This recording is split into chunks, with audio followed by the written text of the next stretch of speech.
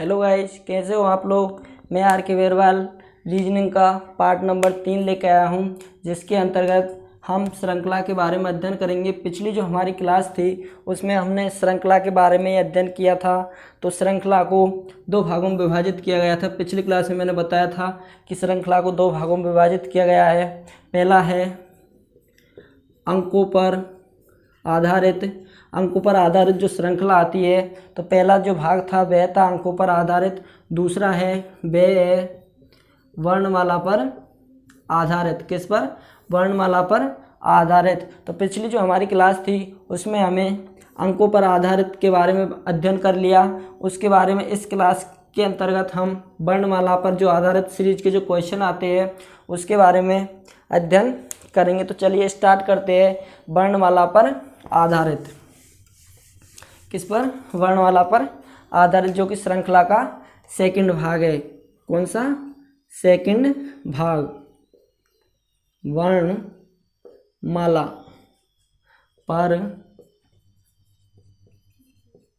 वर्णमाला पर जो आधारित क्वेश्चन आते हैं उसके बारे में अध्ययन करेंगे।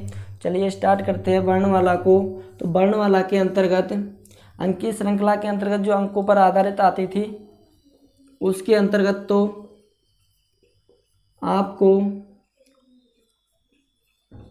वर्ग है, घन है, उनके बारे में जानकारी होना आवश्यक थी।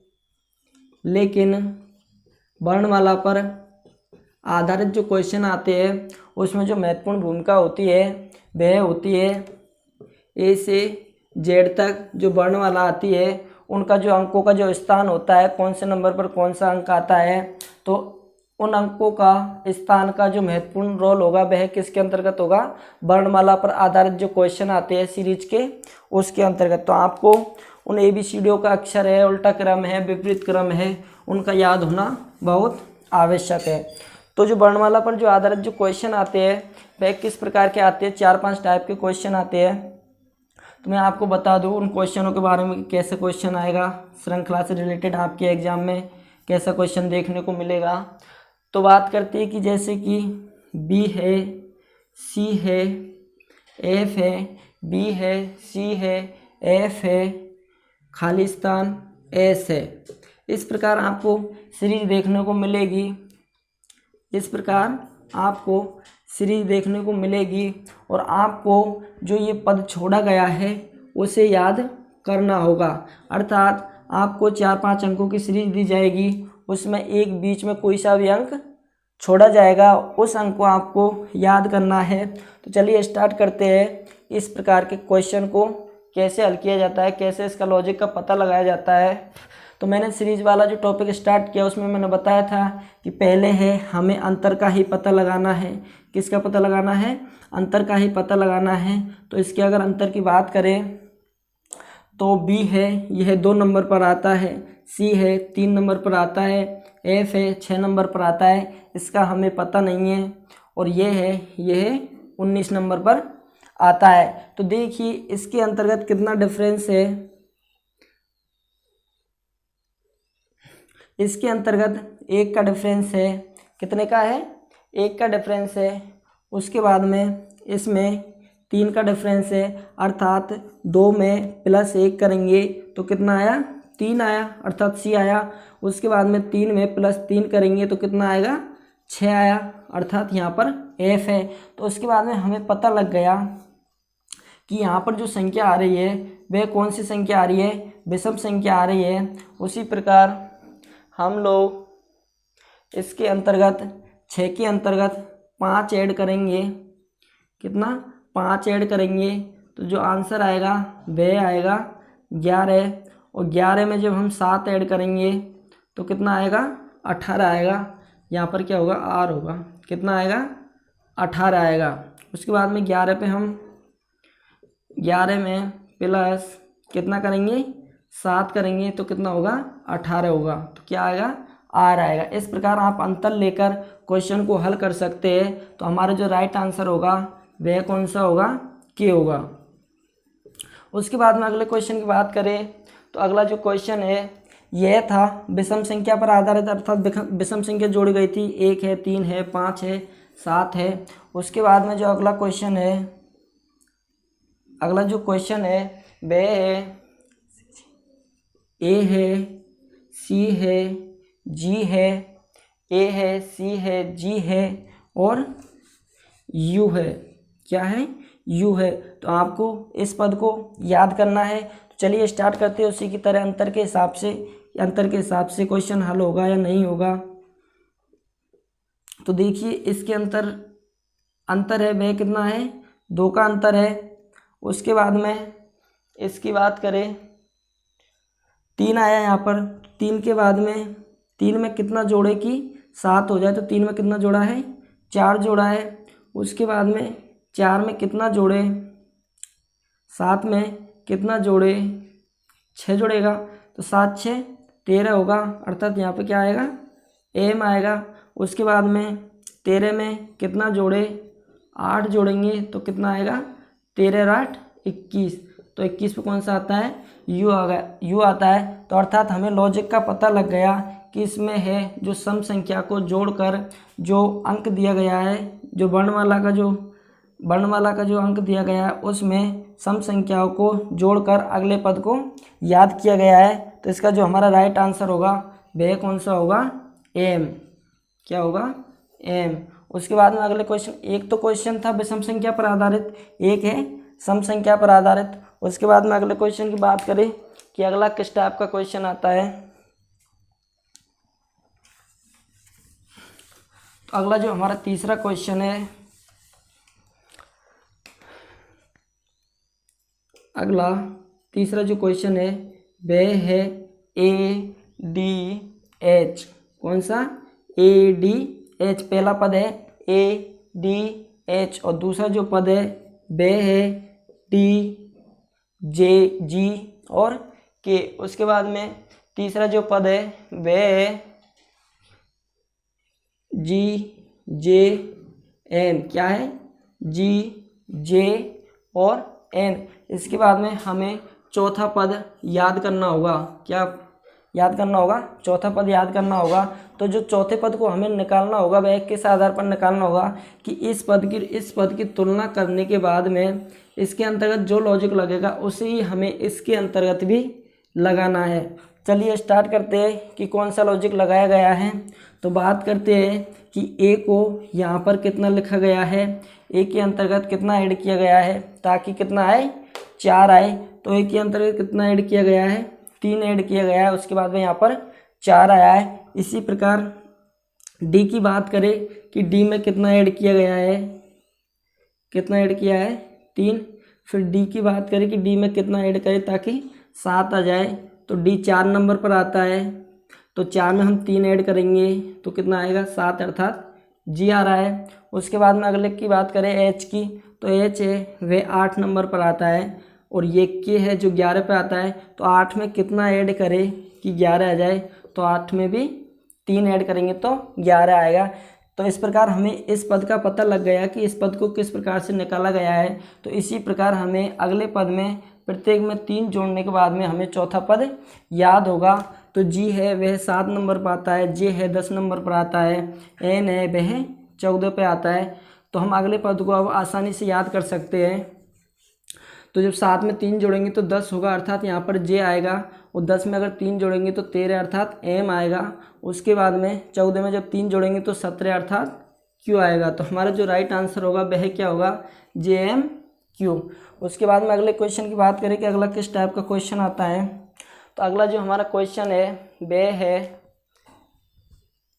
ए है, जी है, एम है, ए है, जी है, एम है और अगला है बी है, एच है, एन है। पहला पद तो ए जी एम है और दूसरा पद बी एच एन है। उसके बाद में तीसरा पद है वह है सी है, आई है, ओ है और आपको चौथा पद याद करना है। कौन सा पद? चौथा पद याद करना है। तो इसी प्रकार इस क्वेश्चन को हल किया, उसी प्रकार इसको हल करेंगे कि इस पद से इसे कैसे निकाला गया है, उसी प्रकार हम इस पद से इसको निकालेंगे। तो चलिए इसको यहाँ की बजाय यहाँ लिख लेंगे तो और भी समझने में आसानी रहेगी। क्या है, VHN। तो हम देख सकते हैं कि ये 1 नंबर पर आता है, ये 7 पर आता है, ये 13 पे आता है, ये 2 पर, ये 8 पर और ये 14 पर। अर्थात हमें पता लग गया कि 1 को क्या लिखा गया है, 2 अर्थात +1 किया गया है। उसके बाद में 7 को कितना लिखा गया है, 8 अर्थात 1 प्लस किया गया है। उसके बाद में 13 में 1 प्लस किया है तो कितना हो गया, 14 हो गया। इसी प्रकार हम इस पद को याद करेंगे। C 3 नंबर पर आता है, I 9 पर आता है, O 15 पर आता है। तो इसमें प्रत्येक में 1 जोड़ेंगे तो यहाँ पर कितना होगा, 4 होगा, 10 होगा और 16 होगा। अर्थात D, J और P। तो हमारे जो राइट आंसर होगा, चौथा पद जो निकल के आएगा वह निकल के आएगा D, J और P। तो ये हमारा इस क्वेश्चन का राइट आंसर होगा। उसके बाद में अगले क्वेश्चन की बात करेंगे। अगला और किस टाइप का क्वेश्चन आता है,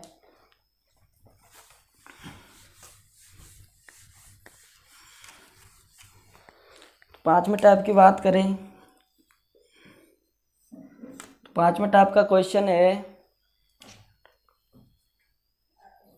WYU। क्या है, WYU। और आपको दूसरा पद याद करना होता है। उसके बाद में तीसरा और चौथा पद दिया जाता है, IKH। तीसरा पद क्या है, IKH। उसके बाद में BDA। इस प्रकार अपने इससे पहले जो क्वेश्चन किए थे उसमें चौथा पद याद करना था, लेकिन इस क्वेश्चन के अंतर्गत हमें दूसरा पद याद करना है। तो चलिए, इस पद को निकालने के लिए हमें पीछे के 2 पदों को देखना होगा कि किस में कितना ऐड किया गया है या माइनस किया गया है, ताकि इस पद से ये पद निकल के आया है। उसी प्रकार इस पद से हमें ये निकालना होगा। तो आई की बात करें तो आई 9 नंबर पर आता है। क्वेश्चन में जब ऐसे आए तो उससे पहले आप उसके अंक लिख लो ताकि समझने में आसानी हो। तो आई है वह 9 नंबर पर आएगा, के है वह 11 नंबर पर आएगा, एच है वह 8 नंबर पर आएगा। उसके बाद में इसी प्रकार इसको लिखे तो बी है जो 2 नंबर पर आएगा, डी है 4 नंबर पर आएगा और यह है 1 नंबर पर आएगा। इससे आपको पता लग गया कि कितना माइनस करे, 7 में 9 में कितना माइनस करे कि 2 आए, तो इसमें -7 करेंगे तो 2 आ जाएगा। उसके बाद में 11 में कितना माइनस करे कि 4 आए, तो इसमें भी -7 किया है, 7 4 11। उसके बाद में 8 में कितना माइनस करे कि 1 आ जाए, तो इसमें भी 7 माइनस किया गया। अर्थात हमें पता लग गया कि इस पद में प्रत्येक में 7 माइनस करने पर यह पद निकल के आया है। उसी प्रकार इस पद में भी हम -7 करेंगे तो ये पद निकल के आएगा। तो W की बात करें तो W है वह है 23 नंबर पर आता है, Y है वह है 25 नंबर पर आता है और U है वह 21 नंबर पर आता है। तो प्रत्येक में से हम -7 कर देंगे, प्रत्येक में -7 कर देंगे तो इसमें 14 बचेगा, इसमें 18 बचेगा, कितना बचेगा 18 बचेगा और इसमें है जो 16 बचेगा। तो हमारा जो अगला जो पद निकल के आएगा वह निकल के आएगा P है, R है और N है, क्योंकि P है जो 16 नंबर पर आता है, R है जो 18 नंबर पर आता है और N है जो 14 नंबर पर आता है। तो इस क्वेश्चन का जो राइट आंसर होगा वह क्या होगा, PRN। उसके बाद में अगले टाइप की बात करें कि अगला किस टाइप का क्वेश्चन आता है। तो जो लास्ट टाइप है वर्णमाला का वह क्वेश्चन है 6वें नंबर का क्वेश्चन है, अर्थात 6वें नंबर का टाइप है। तो क्वेश्चन है AVD, कौन सा AVD। और उसके बाद में आपको दूसरा पद दे दिया जाता है CE